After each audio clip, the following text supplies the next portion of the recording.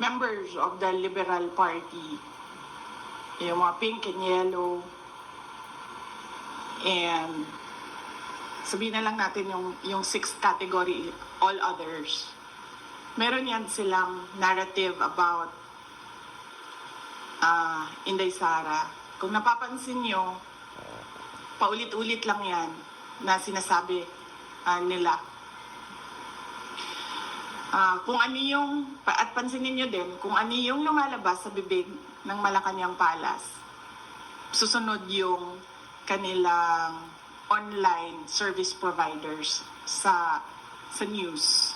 Whether it be fake news, vloggers, totoong news, or trolling, pare-pareho yung narrative nila.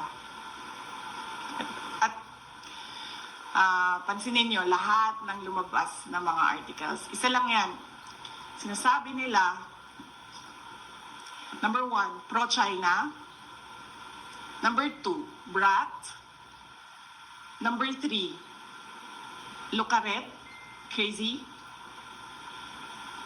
At number 4, nakalimutan ko yung isa. Ano yung isa, ma'am? Paulit-ulit lang yan sila eh. At confidential funds. Ilustay. Yan. Hindi, Ilustay.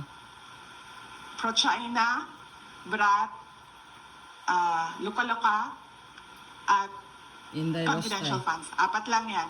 Pansinin nyo, inuulit-ulit nila yan. Hoping siguro na one of those will stick sa image or sa reputation para makasira sa akin. So, hindi ako nagtataka na magsasabi ng ganyan si Dilimaw. Leila de Lima.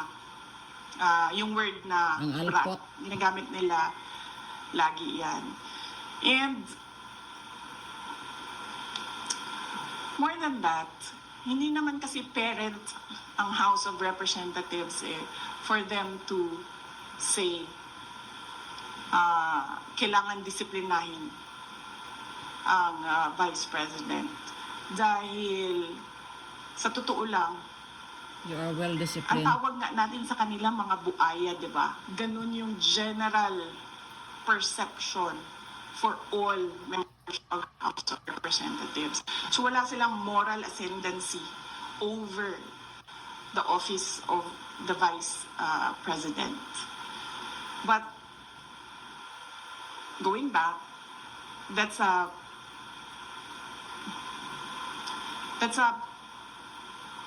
messaging narrative of anti-Duterte. No, not anti-Duterte. Anti-Sara Duterte. Messaging narrative nila. Nasa message board yan nila sa mga anti-Sara Duterte.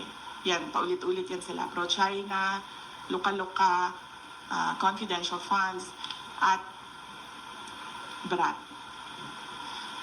Ang problema kasi sa messaging nila, hindi ko na lang sabihin kasi baka matuto sila sa akin, ma'am. Ayoko, ma'am. Pag sinabi ko, then matuto sila, and then makaisip sila ng bago. Wag na. Last question. It's a narrative by anti-Sara Duterte groups.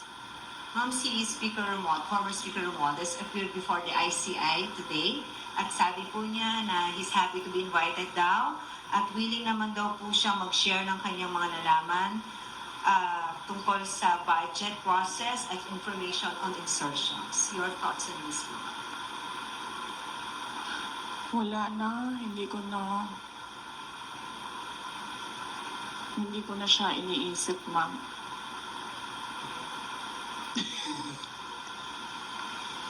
Wala akong comment, ma'am, sa kanyang pag-attend Narrative.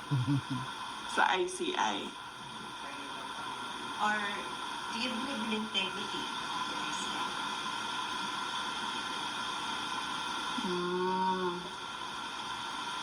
Sinabi ko na yan, diba, na ang ginawa lang kasi ng Pangulo noong tinamaan siya nung sarili niyang speech na mahiya naman kayo at nagalit yung mga tao, ang ginawa lang niya ay magpalit ng House Speaker at ng Appropriation. President ng Senate at gumawa Gloria ng Bong. ICI. Pero hanggang ngayon, wala pa rin nananagot. Tama. So, para bang ako dapat ang imbestigahan, ako din ang gumawa kung sino ang mag-iimbestiga sa akin.